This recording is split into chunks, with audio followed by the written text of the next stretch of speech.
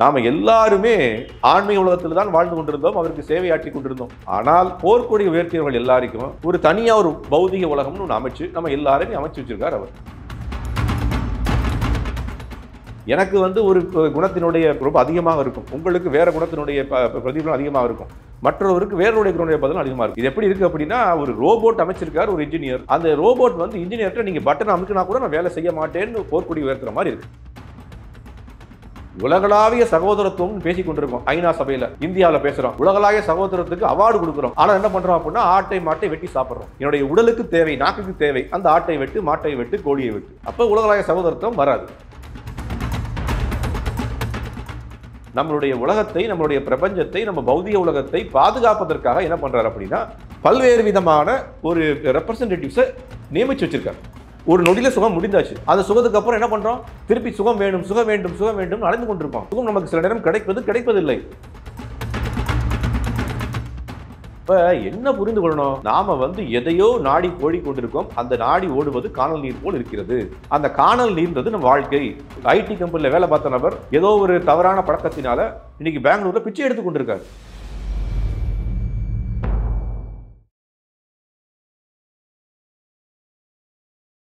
இளையபாரதம் நேயர்கள் அனைவருக்கும் வணக்கம். இன்னைக்கு நம்மளோட இஸ்கான் சேலத்திலேருந்து ஸ்ரீ ராமதாஸ் அவர்கள் வந்திருக்கார். அவர்கிட்ட நிறைய விஷயங்கள் கேட்டு தெரிஞ்சுக்க போறோம். நிகழ்ச்சிக்கு போகலாம். சுவாமி, எப்படி சுவாமி இருக்கேன்? ரொம்ப நல்லா இருக்கேன். கிருஷ்ணருடைய கருணை எந்த குறையும் இல்லை.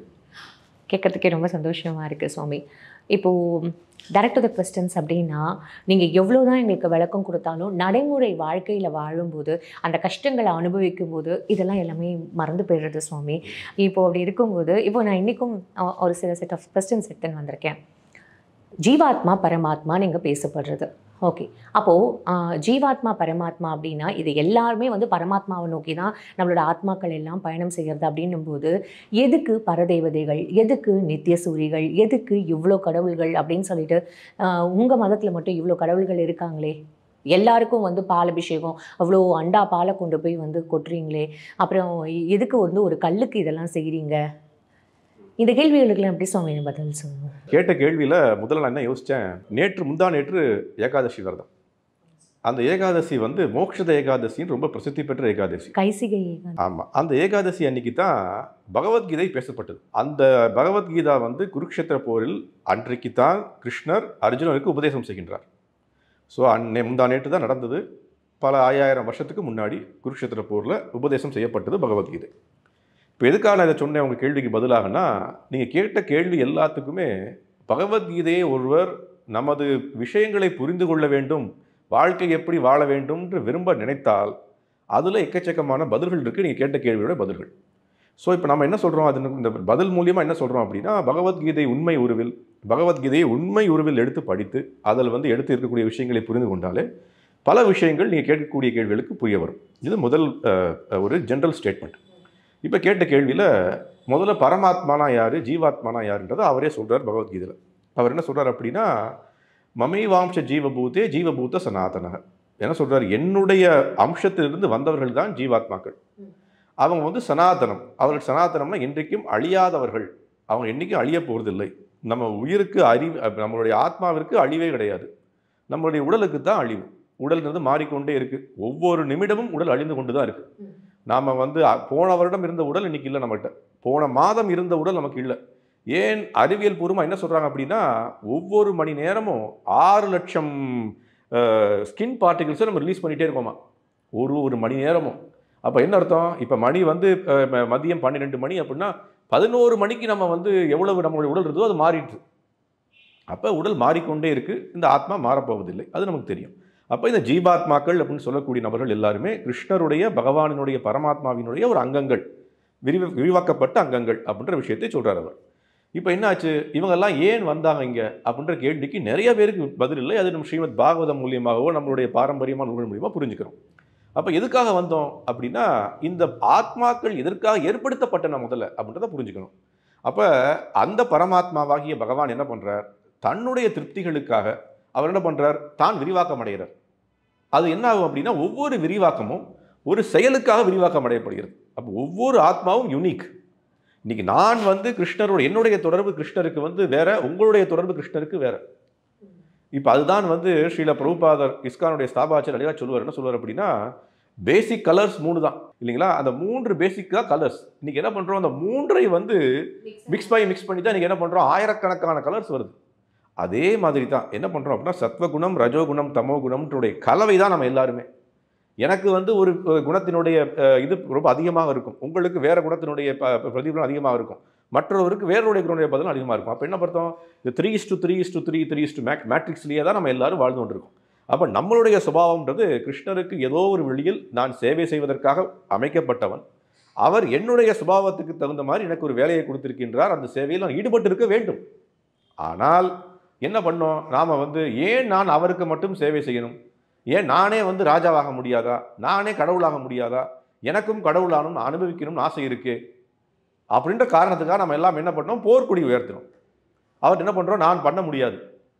இது எப்படி இருக்குது அப்படின்னா, ஒரு ரோபோட் அமைச்சிருக்கார் ஒரு இன்ஜினியர். அந்த ரோபோட் வந்து இன்ஜினியர்கிட்ட நீங்கள் பட்டன் அமுக்கினா கூட நான் வேலை செய்ய மாட்டேன்னு போர்க்கொடி உயர்த்துற மாதிரி இருக்குது. அந்த ரோபோட்டினுடைய வேலை என்ன, இப்போ உதாரணத்துக்கு இந்த ரூமை க்ளீன் பண்ணணும். இந்த இன்ஜினியர் என்ன பண்ணுறாரு, இந்த ரூம் எவ்வளோ அகலமாக இருக்குது, எவ்வளோ நீளமாக இருக்குது, எப்படி க்ளீன் பண்ணணும் அப்படின்னு சொல்லி ஒரு ப்ரோக்ராமிங் போட்டு ஒரு மிஷினை ரெடி பண்ணுறாரு. அந்த மிஷினை வந்து நீங்கள் ப்ரோக்ராமை தட்டி விட்டீங்க அப்படின்னா அந்த மிஷின் போய் எல்லாத்தையும் க்ளீன் பண்ண வேண்டும். அதுதான் அதனுடைய தொழில், அதான் அதனுடைய வேலை. ஆனால் என்ன நடந்தது, நான் பண்ண மாட்டேன், நீங்கள் என்ன சொல்கிறது, நான் என்ன கேட்பது அப்படின்னு இந்த ரோபோட் கேட்க ஆரம்பித்தால், இதுதான் நம்ம பண்ணோம். என்ன பண்ணோம், நான் கேட்க மாட்டேன்னு பண்ணோம். அப்புறம் என்ன பண்ணுறார், அப்பாவாச்சே, நமக்கு எல்லாரும் அகம்பூத பிதாக, எல்லாருக்கும் பிதா அவர் தான், நான் எல்லாவற்றையும் உருவாக்கிய தந்தை நானேன்னு சொல்கிறார் அவர். நான் தந்தை நானே தான் சொல்கிறார் அவர். அப்போ தந்தைக்கு என்ன கலங்கம், ஐயோ என்னுடைய பையன் வந்து என்னை பேச்சு கேட்க மாட்டேங்கிறானே, அவன் வந்து நானே வந்து தனியாக போகணும்னு ஆசைப்படுறானே அப்படின்ற விஷயத்தின் மேல் அவருக்கு வந்து கொஞ்சம் ஆதங்கம் ஏற்படுகிறது. அப்போ உதாரணத்துக்கு அந்த உதாரணம் முன்னாடி சொல்லியிருக்கேன் உங்கள்கிட்ட. என்ன அப்படின்னா, ஒரு பெரிய செல்வந்தர், பெரிய வந்து பிஸ்னஸ் மேக்னெட், அவருக்கு என்ன, அவர் வந்து அவருடைய பையன் என்ன சொல்கிறான், உங்களுடைய பிஸ்னஸில் நான் ஜாயின் பண்ணுறதுக்கு ஆசை இல்லை, எனக்கு தனியாக ஒரு பிஸ்னஸ் அமைச்சு கொடுங்க. அப்போ அப்பா என்ன பண்ணுவார், பல ஆயிரம் கோடிக்கு சொந்தக்காரர், அவர் என்ன பண்ணுவார், சின்ன ஒரு 1 கோடி ரூபா கொடுத்து அல்லது 2 கோடி ரூபா கொடுத்து நீ ஒரு பிஸ்னஸ் ஆரம்பிப்பான்னு சொல்லி கொடுப்பார். அதே தான் கிருஷ்ணர் இங்கே பண்ணுறார். நாமெல்லாம் எங்கே இருந்தோம் அப்படின்னா, நம்முடைய சாஸ்திர நூல்கள் எப்படி சொல்லப்பட்டிருக்கு, கிருஷ்ணருடைய உபதேசங்களே கூறப்பட்டிருக்கு. என்ன அப்படின்னா, நாம் எல்லாருமே ஆன்மீக உலகத்தில் தான் வாழ்ந்து கொண்டிருந்தோம், அவருக்கு சேவையாற்றி கொண்டிருந்தோம். ஆனால் போர்க்கொடி உயர்த்தியவர்கள் எல்லாருக்கும் ஒரு தனியாக ஒரு பௌதிக உலகம்னு ஒன்று அமைச்சு நம்ம எல்லாருமே அமைச்சு வச்சிருக்கார் அவர். நாம் இங்கே என்ன பண்ணுறோம், வந்து நாமளே கடவுளாகுவதற்காக முயற்சி செய்து கொண்டிருக்கோம். இதுதான் நம்மளுடைய முயற்சி. அந்த முயற்சியில் என்ன பண்ணுறோம், வெற்றி அடைந்ததாக நினைத்து கொண்டிருக்கோம். அதனால தான் துக்காலயம் அசாஸ்வதம்னு பகவத்கீதையில் வருது. அப்போ துக்கம் மிகுந்த இடம் இது. அது துக்கம் மிகுந்த இடத்துல வந்து நம்ம கஷ்டப்பட்டு கொண்டு நம்மளுடைய தந்தையிடம் மறுபடியும் சென்றால் அவர் நம்மளை அரவணைத்துக் கொள்வார், நம்மளை பார்த்து கொள்வார்ன்ற ஒரு நம்பிக்கை நமக்கு இல்லை. அப்போ என்ன பண்ணுறோம், இங்கேயே போராடி கொண்டு இருக்கோம். இப்போ அடுத்த கேள்விக்கு வருவோம். இப்போ இதெல்லாம் எதுக்காக நான் சொல்கிறேன்னா, ஒரு பேக்ரவுண்டுக்காக ஒன்று சொல்கிறேன். அப்போ இங்கே வந்தாச்சு. இங்கே என்ன பண்ணுறோம், ஒரு உலகத்தை, அருமையான உலகத்தை ஏற்படுத்தி கொடுத்துருக்கார் பையனுக்காக, நம்மளுடைய பசங்களுக்காக. எல்லாருமே கடவுளுடைய பையன்கள் தானே. நமக்கு நீங்களும் நானும் சகோதரர்கள், எப்படி கடவுளுடைய புதல்வர்கள். அந்த ஒரு கிருமியும் வந்து கடவுளுடைய புதல்வன் தான், ஒரு ஆடுமே கடவுளுடைய புதல்வன் தான். அப்போ எல்லாருமே நம்ம சகோதரன் தான். இதுதான் யுனிவர்சல் பிரதர்ஹுட், உலகளாவிய சகோதரத்துவம்னு பேசி கொண்டிருக்கோம். ஐநா சபையில் இந்தியாவில் பேசுகிறோம், உலகளாவிய சகோதரத்துக்கு அவார்டு கொடுக்குறோம். ஆனால் என்ன பண்ணுறோம் அப்படின்னா, ஆட்டை மாட்டை வெட்டி சாப்பிட்றோம். அப்போ உலகளாவிய சகோதரம் எப்போ வரும் அப்படின்னா, எல்லா உயிர் வாழியும் நம்முடைய கடவுளுடைய நம்மளுடைய அங்கமாக நினைத்து நம்மளுடைய சகோதரர்களாக பார்த்து, என்னுடைய சகோதரன் அந்த ஆடு, என்னுடைய சகோதரன் அந்த மாடு, என்னுடைய சகோதரன் அந்த கோழி, என்னுடைய சகோதரன் அந்த நாய் அப்படின்னு பார்க்கக்கூடிய மனோபாவம் எப்போ வரும்னா, ஆன்மீக தளத்துக்கு வரும்போது தான் வரும்.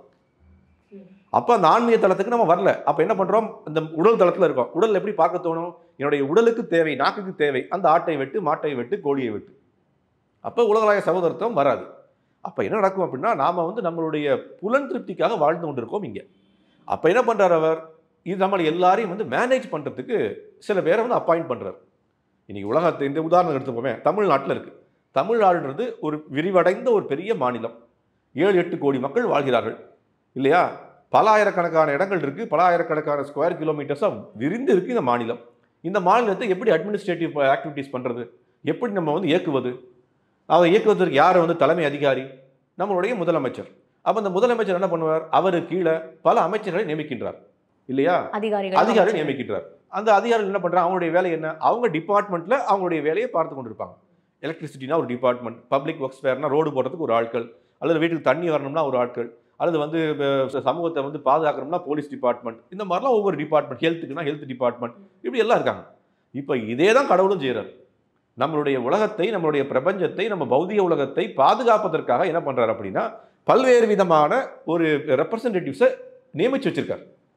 அவங்க எல்லாரும் என்ன நம்மளை விட வந்து நம்மளுடைய இதுல வந்து உயர்ந்தவர்கள், அவங்களுடைய குவாலிஃபிகேஷன்ல உயர்ந்தவர்களா இருக்காங்க. அந்த மாதிரி நபர்கள் தான் நீங்க சொன்ன தேவதைகள், பரதேவதைகள்.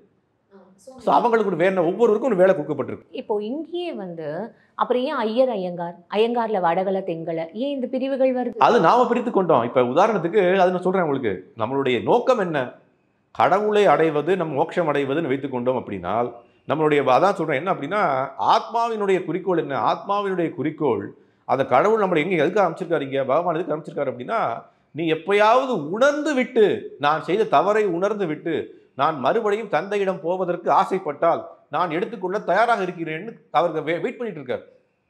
சாந்தோக்கிய உபனிஷத்து என்ன வருது அப்படின்னா 2 பறவைகள் காத்து கொண்டு இருக்கு. ஒரு மரத்துல 2 பறவைகள், ஒரு பறவை வந்து உணவு உண்பட்டு இருக்கு, இன்னொரு பறவை பார்த்து கொண்டே இருக்கு. எப்பொழுது இந்த பறவை, இந்த கிளி தன்னுடைய பழத்தை கொத்துவதிலிருந்து விடுபட்டு என்னை பார்க்காதா அப்படின்னு அடுத்த கிளி பார்த்து கொண்டே இருக்கான். அதுதான் ஆத்மா, பரமாத்மா. பரமாத்மா உள்ள இருக்கார், அவர் எதிர்பார்த்து கொண்டே இருக்கார். இந்த ஆத்மா என்னைக்காவது திருந்த மாட்டானா, என்னைக்காவது தந்தையிடம் செல்ல வேண்டும் என்று எதிர்பார்க்க மாட்டானா அப்படின்ற ஆதங்கத்துல வெளிப்படுத்துறார் அவர். இவ்வளோ லௌகீகம், இவ்வளோ வாழ்க்கை எல்லாத்தையுமே கொடுத்துட்டு என்னையும் திரும்பி பாரு அப்படின்னு சொல்லிட்டு ஒன்னும் கொடுக்கவே இல்லையே. எப்படி இப்ப நீ சொல்றது என்டர்டெயின்மெண்ட் இவ்வளோ இருக்கு, அதெல்லாம் நீங்க நினைச்சிட்டு இருக்கீங்க. இப்ப இருக்க ஜெனரேஷன்ல நீங்க பாருங்க சுவாமி, நீங்க அப்ப இருக்க ஜெனரேஷன் இப்ப இருக்க ஜெனரேஷனையும் கம்பேர் பண்ணி பார்க்கும்போது அப்ப நாம அதுக்கு பேர் தான் என்ன, சப்பல சுகம்னு பேர். இது எப்படின்னா சப்பல சுகம். சப்பல சுகம்னா என்ன அர்த்தம் அப்படின்னா ஒரு நொடியில சுகம் முடிந்தாச்சு. அந்த சுகத்துக்கு அப்புறம் என்ன பண்றோம், திருப்பி சுகம் வேண்டும், சுகம் வேண்டும், சுகம் வேண்டும் அலைந்து கொண்டிருக்கோம். சுகம் நமக்கு சில நேரம் கிடைப்பதில்லை. ஏன் டெப்ரெஷன் வருது? இவ்வளோ சுகம் இருக்கு இல்லையா உங்களுக்குலாம், ஏன் இந்த ஜென்ரேஷனுக்கு டெப்ரெஷன் இருக்கு, ஏன் மென்டல் ஆங்ஸைட்டி வருது, ஏன் ஸ்ட்ரெஸ் ரிலேட்டட் ஆல் டிசீஸ் ஏன் வருது? நீங்கள் தான் ரொம்ப சந்தோஷமாக இருக்கீங்களே, உங்களுடைய சமுதாயம் தான் ரொம்ப அழகாக இருக்கே, எல்லா விதமான விஷயங்களும் நீங்கள் கொடுக்கப்பட்டிருக்கு, பின்ன ஏன் உங்களுக்கு டெப்ரெஷனில் போகிறீங்க, ஆங்ஸைட்டியில் போகிறீங்க, ஏன் ஸ்ட்ரெஸ் ஆகிறீங்க? அப்போ என்ன அர்த்தம், உங்களுக்கு உங்களுடைய இன்பங்கள் உங்களுக்கு பத்தலை, உங்களுடைய இன்பங்கள்ல நீங்க நிறைவடையலை. புரியலையா சுவாமி? நிறைவடையலை. அப்போ என்ன அர்த்தம்னா நமக்கு நம்ம யாருன்றதை உண்மையே புரிஞ்சிக்க முடியல. நாம் என்ன நினைக்கிறோம், என்னுடைய வேலையே இந்த உடலை திருப்திப்படுத்துவதுன்னு நினச்சி கொண்டிருக்கோம். இந்த உடலை திருப்திப்படுத்தவே முடியாது. ஏன் திருப்திப்படுத்த முடியாதுன்னா அழியக்கூடிய வஸ்து எப்படி திருப்திப்படுத்த முடியும் நீங்கள் சொல்லுங்க? அழிந்து கொண்டே இருக்கு. நீங்கள் என்ன நினைக்கிறோம், அந்த அழிவை நிப்பாட்டுன்னு நினைக்கிறோம். நிப்பாட்ட முடியாது. ஒவ்வொரு நிமிடமும் அழிந்து கொண்டிருக்கு, ஒவ்வொரு நொடியும் அழிந்து கொண்டிருக்கு. போன வருடம் நம்மள்ட்ட இருந்து பார்க்குறோம், இன்னைக்கு 20 வயதில் நல்ல முடியோடு இருக்கும், அப்புறம் வந்து நிறைய வந்துடுது, அதில் வந்து இப்போ முடி கொட்டி போயாச்சு, நம்ம ஆதங்கப்பட்டு கொண்டிருக்கோம். ஏதோ ஒரு பியூட்டி பார்லர் போகிறோம், ஜிம்முக்கு போகிறோம், மறுபடியும் வந்துருச்சா? 16 வயசு 17 வயசு இளமை வந்துருச்சா? நமக்கு வரலையே. இதுதான் நம்ம புரிந்து கொள்ளணும். அப்போ என்ன பண்ணணும்னா நாம் என்ன பண்ணணும், ஒரு அறிவுள்ள நபர் என்ன பண்ணுவார், யோசிக்க ஆரம்பிப்பார். என்ன நடக்குது எனக்கு ஏன் இவ்வளோ துன்பங்கள், நான் எவ்வளோ முயற்சி செஞ்சாலும் அடைய முடியலையே, நான் 20 வயசில் அவ்வளோ என்ஜாய் பண்ணி கொண்டிருந்தேன், காலேஜ் லைஃப்பில் இருந்தேன். நீங்கள் சொல்கிற அதே இந்த சமுதாயம் வச்சுப்போம், இந்த ஜெனரேஷன் வச்சுக்கோங்க. என்னாச்சு, 40 வயசு 30 வயசு திருமணம் ஆயாச்சு, குழந்தைகள் வந்தாச்சு, ஓடிக்கொண்டிருக்கோம் குடும்பத்தை நடத்துவதற்கு, நிறைய தொல்லைகள், நிறைய கஷ்டங்கள். அப்போ என்ன புரிந்து கொள்ளணும், நாம் வந்து எதையோ நாடி ஓடிக்கொண்டிருக்கோம். அந்த நாடி ஓடுவது காணல் நீர் போல் இருக்கிறது. அந்த காணல் நீர்ன்றது நம்ம வாழ்க்கை. அந்த வாழ்க்கையில் காணல் நீர் எப்படி இருக்கும், இங்கேருந்து பார்த்தால் நீர் இருக்கிற மாதிரி தெரியும். அந்த மிருகம் ஓடி போகும் தண்ணீர் குடிப்பதற்கு, அங்கே போனால் நீர் இல்லை, இறந்து போகும். நாமளும் ஓடிக்கொண்டு தான் இருக்கோம். 20 வயதில் என்ன பண்ணுறோம், பெரிய படிப்பு படிக்கணும்னு ஆசைப்படுறோம், படிக்கிறோம் இல்லை. அடுத்து 30 வயதில் திருமணம் பண்ணுறோம், வாழ்க்கையை செட்டில் ஆச்சுன்னு நினைக்கிறோம், செட்டில் ஆவதில்லை. 40 வயதில் குழந்தைகள் வராங்க, குழந்தைகளை செட்டில் பண்ண நினைக்கிறோம், ஓடிக்கொண்டே இருக்கோம். 50 வயசு ஆச்சு, இன்னும் ஓட வேண்டியிருக்கு, ஏன்னா குழந்தைகளை பாதுகாக்க வேண்டும். நாம் ஓடிக்கொண்டிருக்கோம், முடியலை, கால் வலிக்குது, கை வலிக்குது, உடம்பு எந்திரிக்க முடியல, போகிறோம். 60 ஆச்சு, ரிட்டையர் ஆகிட்டோம். என்ன பண்ண போகிறோம் வாழ்க்கையில், 70 வயசு மரணம் வந்துருச்சுன்னு வச்சுப்போம். என்ன பண்ணோம் வாழ்க்கையில், என்ன அச்சீவ் பண்ணோம்? ஓடி பாருங்க, பின்னாடி திரும்பி பாருங்களேன், என்ன அச்சீவ் பண்ணோம்? ஒன்றும் அச்சீவ் பண்ணல. அப்போ என்ன அப்படின்னா புனரப்பி மரணம் புனரப்பி ஜனனம் ஜட்டஷீ சயனம்னு சங்கராச்சாரியர் பாடுறாரு. என்ன அப்படின்னா திருப்பி திருப்பி திருப்பி திருப்பி ஒவ்வொரு தாயினுடைய கருவில் போய் பிறப்பெடுத்து கொண்டு தான் இருக்கும். நீங்க ஒரு தாயில பிறப்பெடுத்தீங்க. சரி சுவாமி, இப்போ இப்போ நீங்க இந்த புனரப்பி மரணம் புனரப்பி ஜனனம்க்கே வருவோம். நம்ம பழைய கேள்விக்கு பதிலே முடிக்கல, அதை முடிச்சிடுறேன். இப்போ என்ன அப்படின்னா, இப்போ இந்த தேவதைகள்லாம் என்ன அப்படின்னா அவங்கெல்லாம் நம்மளை விட கொஞ்சம் தகுதியானவர்கள், இந்த பிரபஞ்சத்தை மேற்பார்வையிடக்கூடிய நபர்கள். அவர்களுக்கு என்ன கொடுக்கப்பட்டிருக்கு அப்படின்னா, வருண பகவான் இருக்காருன்னா மழை கொடுப்பதற்கு அதிகாரம் இருக்கிறது. இப்போ சூரிய பகவான்னா எவ்வளவு சூரிய ஒளி நம்ம கொடுக்கணும்னு அவருக்கு அதிகாரம் இருக்கிறது. சந்திர பகவான்னா அவருக்கு வந்து என்ன மாதிரி விஷயங்கள் கொடுக்கணும்னு அதிகாரம் இருக்கிறது. இந்த மாதிரி ஒவ்வொரு விஷயத்துக்கும் ஒரு 30 தேவர்கள் நம்ம சொல்றோம் இல்லையா, அந்த மாதிரி தான் சாஸ்திரம் என்ன சொல்லுது அப்படின்னா, இந்த விரலை ஆட்டுவதற்கு கூட ஒரு பகவான் தேவை, நமக்கு ஒரு கடவுள் தேவை. ஆட்ட முடியாது. நீங்க பார்த்துருக்கோமா இல்லையா, 50 வயசுக்கு அப்புறம் 60 வயசுக்கு அப்புறம் பார்க்கின்சன்ஸ் டிசீஸ்னு ஒருத்தருக்கு வருது. கை நடுங்கி கொண்டே இருக்கு. அவங்களால வந்து ஒரு சாமானை பிடிக்க முடியல. ஏன் நம்மளால பிடிக்க முடியுது, அவங்களால ஏன் பிடிக்க முடியல? அப்ப என்ன அர்த்தம் அப்படின்னா, அந்த சக்தியை வந்து எடுத்து விட்டார் அந்த கடவுள். ஞாபக சக்தி. இன்னைக்கு வந்து அல்சைமர்ஸ் டிசீஸ் பார்க்குறோம். அல்சைமர்ஸ் டிசீஸ்னா என்ன டிசீஸ்னா, நம்ம வீடு எங்கன்னு தெரியாது நமக்கு. நம்ம தெருக்கு வந்துட்டோம். நம்ம தெருவில் நம்ம வீடு எதுன்னு தெரியல. வீட்டுக்குள்ள வந்துட்டோம். என் கணவன் யாருன்னு தெரியல, மனைவி யாருன்னு தெரியல, பையன் யாருன்னு தெரியல, மறந்து போச்சு. என் பேர் மறந்து விட்டது. எப்படி? 60 வருஷமா உழைச்சிருக்கீங்க உங்க பையனுக்கு, 60 வருஷமா கூட வாழ்ந்திருக்கீங்க மனைவியோட, 80 வருஷமா ஒரே வீட்டில் வாழ்ந்திருக்கீங்க. எப்படி மறந்து போகும்? இது ஸ்பிரிச்சுவலோட நீங்க கனெக்ட் பண்றீங்களா சுவாமி? நான் வரேன், அதுக்கு தான். ஏன்னா வரேன்.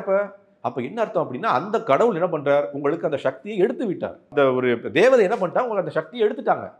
பார்க்கிறோம், செல்வந்தரா இருக்கார், அவங்க பிசினஸ் ரொம்ப ஓஹோன்னு இருக்கு. திடீர்னு எல்லா பிசினஸும் வந்து டவுன் ஆகி என்ன பண்றார், ஒரு பெரிய செல்வந்தர் என்ன பண்ணார், அமெரிக்கா கோர்ட்ல போய் நான் பேங்க்ரப்ட் அப்படின்னு எழுதி கொடுத்தார். எதுக்கு எழுதி கொடுக்கணும்? மிகப்பெரிய செல்வந்தர், அவர் அண்ணன் தான் இன்னைக்கு வந்து தலை சிறந்த செல்வந்தரா இருக்கார். தம்பி ஏன் வந்து நான் வந்து பேங்க்ரப்ட், நான் வந்து எல்லாத்தையும் இழந்து விட்டேன்னு எழுதி கொடுத்தாரு. ஏன் எழுதி கொடுக்கணும்? அப்ப என்னாச்சு, அந்த தேவதை அவங்களுக்கு கொடுக்கப்பட்ட சக்தியை மறுபடியும் எடுத்துக்கொண்டு விட்டார்கள். இன்னைக்கு பார்க்கிறோமே, எவ்வளவு பெரிய பெரிய நபர்கள். முந்தா நேற்று யாரோ ஒருத்தர் எனக்கு சொன்னார். என்ன சொன்னார் அப்படின்னா, பெரிய ஒரு ஐடி கம்பெனியில் வேலை பார்த்த நபர் ஏதோ ஒரு தவறான பழக்கத்தினால இன்னைக்கு பெங்களூர்ல பிச்சை எடுத்து கொண்டிருக்காரு. என்ன காரணம்? நீங்க படித்தவர், நீங்க வேலை தெரிந்த நபர், எல்லா விதமான விஷயங்களும் தகுதியுடைய நபர், ஏன் பிச்சை எடுக்கணும்? விதின்னு சொல்றாலே சுவாமி. விதிதான். அந்த விதியை வந்து யாரு வந்து செயல்படுத்துறார்? உங்களுக்கு வந்து தண்டனை கொடுப்பதற்கு தான் ஜட்ஜ் இருக்கார். ஜட்ஜுடைய வேலை என்ன? உங்களுக்கு தண்டனை கொடுப்பது. நீங்க சரி செய்தால் தவறு செய்தால் பார்ப்பதற்கு. சரி செய்தால் உங்களுக்கு வந்து பாராட்டு, தவறு செய்தால் உங்களுக்கு வந்து தண்டனை. அந்த தண்டனை கொடுக்கக்கூடிய நபர் யாரு? அந்த நீதிபதி. அந்த நீதிபதி தான் இவங்க எல்லாருமே. நீங்க பண்ணக்கூடிய ஒவ்வொரு செயலுக்கும் ஒரு நீதிபதி இருக்கார். அப்ப என்ன அர்த்தம்? எதற்காக நம்ம கை நடுங்குகிறது? நாம தவறாக உபயோகிச்சிருக்கோம். நம்ம புலன்களை தவறாக உபயோகித்திருக்கிறோம். அப்ப அந்த தேவதை என்ன பண்றார்? நம்ம மேல தண்டனை கொடுக்கிறார். தண்டனை என்ன தண்டனை? வயசான காலத்தில் நமக்கு வந்து பார்க்கின்சன்ஸ் டிசீஸ், வயதான காலத்தில் மறந்து போகிறது, வயதான காலத்தில் வந்து ப்ராஸ்டேட் இன்னைக்கு வருது, கேன்சர் வருது. ஏன் வருது? புலன் திருப்தியில் ஈடுபட்டா வரும். இதுக்கு அவங்களே சொல்கிறாங்க, மெடிக்கல் ஃபீல்டில் சொல்கிறாங்க. இதுதான் சாஸ்திரத்தில் இருக்கே. இதுக்கு மெடிக்கல் ஃபீல்டு நமக்கு தேவை போய் பார்க்குறதுக்கு. அப்போ இந்த தேவதைகளுடைய வேலை, அந்த வேலையை சரி செய்வதற்கு. நாம் இன்னைக்கு என்ன பண்ணுறோம்? இதுதான் வந்து நமக்கு மனிதர்களுடைய கெட்ட பழக்கம். என்ன பழக்கம் அப்படின்னா, எங்கேயாவது யார்கிட்டையாவது பணத்தை கொடுத்து நம்ம வேலையை செய்துடலாமான்னு பார்க்குறோம். என்ன சொல்கிறேன்னு புரியுங்களா? இப்போ என்ன சொல்கிறோம் அப்படின்னா, நம்மளுடைய புத்தி தானே அது, சுபாவம் அது. எனக்கு வந்து தவறு செய்தாச்சு, எப்படியாவது போலீஸ்காரர்கிட்ட, அந்த டிராஃபிக் போலீஸ்கிட்ட ஒரு 500 ரூபா வாங்கிக்கங்களேன், என் வண்டியை விட்டுருங்க. லைசன்ஸ் இல்லாமல் வந்தோம், ராங் டைரக்ஷனில் வந்தோம், ரெட் லைட்டை ஜம்ப் பண்ணிட்டோம். ஆனால் என்ன பண்ணுவோம்? போய் அந்த போலீஸ்காரர்கிட்ட ஒரு 500 ரூபா வாங்கிக்கிறேன், ஒரு 600 ரூபா வாங்கிக்கிறேன். நீதிபதி, நாம் பெரிய தவறு செய்துட்டோம், அடுத்தவருடைய சொத்தை வந்து அபகரித்துட்டோம். நீதிபதி எங்கேயாவது பார்க்கலாமா? அவருக்கு 1 லட்ச ரூபா கொடுத்துடலாமா? அவருக்கு 2 லட்ச ரூபா கொடுத்துடலாமா? இதே சிந்தனை தான். என்ன சிந்தனை அப்படின்னா, நாம் என்ன பண்ணுறோம்? இந்த தேவதைகளை திருப்திப்படுத்தக்கூடிய மனோபாவம். என்ன பண்ணுறோம்? காவடி தூக்குவது, வேல் குத்தி கொள்வது, அல்லது வந்து என்ன சொல்கிறது அப்படின்னா முடி வெட்டி கொள்வது, தீ மிதிக்கிறதுலாம் வந்து என்னன்னா அவங்களை திருப்திப்படுத்துவதற்கு. அவங்களை திருப்திப்படுத்தணும். எப்படி திருப்திப்படுத்தலாம்? அவங்க யாராவது ஒரு இதில் வந்து தேவதை வந்து சொல்லியிருப்பாங்க, யாராவது ஒருத்தர் கனவுல, நீ தவறு செய்து விட்டா இதற்கு வந்து பரிகாரம் இதை செய்யிட்டு. அது எல்லாருக்கும் ஆகாதே. இன்னைக்கு எல்லாம் என்ன பண்ணுறோம்? எல்லாரும் அதை பண்ணுறோம். எனக்கும் வந்து நான் தவறு செஞ்சுட்டேன், நான் தீ மிதிக்கிறேன், எனக்கு வந்து அந்த பரிகாரத்தை கொடு. சுவாமி, அப்போ ஒருத்தருக்கு இருக்கிற பரிகாரம் இன்னொருத்தருக்கு கண்டிப்பாக இருக்க முடியாது. ஏன் இருக்க முடியாது? இப்போ உதாரணத்துக்கு நம்மளுடைய சட்டத்தை எடுத்துப்போம், உதாரணம் எடுத்துப்போம். நம்மளுடைய சட்டம் இருக்கு. சட்டத்தில் என்ன சொல்லப்பட்டிருக்கு? ஒரு மினிமம் பனிஷ்மெண்ட், மேக்ஸிமம் பனிஷ்மெண்ட் இருக்கு. பிட்பாக்கெட் எடுத்தீங்க அப்படின்னா 5000 ரூபாய் தண்டனை உங்களுக்கு. பிட்பாக்கெட் எடுத்தீங்கன்னா 2 வருடம் ஜெயிலும் கொடுக்கலாம். நீங்க போய் ஜட்ஜிட்ட கேட்க முடியுமா? எனக்கு வெறும் 5000 மட்டும் வந்து தண்டனை கொடுக்கல, ஏன் 2 வருஷம் ஜெயில் கொடுக்குறீங்கன்னு கேட்க முடியுமா? ஜட்ஜ் என்ன பண்ணுவார்? நம்மளுடைய செயலை தகுந்த மாதிரி நமக்கு தண்டனை கொடுப்பார். நீங்க அடுத்தவங்களை வருத்தி இன்னைக்கு பண்றாங்க. நிறைய பேர் என்ன பண்றாங்க அப்படின்னா, இன்னைக்கு நிறைய நடக்குது. இந்த நகை பறிக்கக்கூடிய ஒரு பெண்கள் போய் கொண்டிருக்காங்க, பைக்கில் வந்து அடுத்தவங்களுடைய நகையை பிரித்துக் கொள்வது. அதுல சில பேர் இறந்தும் போயிடுறாங்க. பாவம், பெண்கள் வந்து அவங்க இழுத்த இழுப்புல அந்த ஒரு வேகத்துல இறந்தும் போயிடுறாங்க. அப்ப அது கொலையும் மாறிடுது. அப்ப இதுக்கு தண்டனை கொடுத்துதான் ஆகணும். வெறும் பிட் பாக்கெட் எடுக்க முடியுமா அதுக்கு? அப்போ அதே தான் இங்கேயும். நாம் செய்யக்கூடிய தவறுகளை நாம் என்ன பண்ணுறோம் அப்படின்னா, எதையாவது கொடுத்து, லஞ்சத்தையாவது கொடுத்து, அந்த தவறுகள்லேருந்து நமக்கு பரிகாரம் கிடைக்காதான்னு அலைந்து கொண்டிருக்கோம். அதற்கு என்ன பண்ணுறோம், போய் ஜோசியரை பார்க்குறோம், அவங்கள பார்க்குறோம், இவங்கள பார்க்குறோம், இந்த பரிகாரம் அந்த பரிகாரம். இவ்வளோ நேரம் எங்களுக்கு எவ்வளோ அழகாக ஒவ்வொரு விஷயமும் எக்ஸ்பிளைன் பண்ணியிருக்கீங்கன்னா, உண்மையாகவே சுவாமி ரொம்ப குடுப்பினர் இருந்தால் தான் இந்த மாதிரியான ஒரு விஷயங்கள் கேட்க முடியும் அப்படின்றத நான் நம்புகிறேன். இன்னும் நிறைய நிகழ்வுகளில் நீங்கள் வந்து எங்களோட பேசணும் அப்படின்றத நான் ரொம்ப ஆசைப்படுறேன் சுவாமி. உங்களோட பொன்னான நேரத்துக்கு ரொம்ப நன்றி சுவாமி.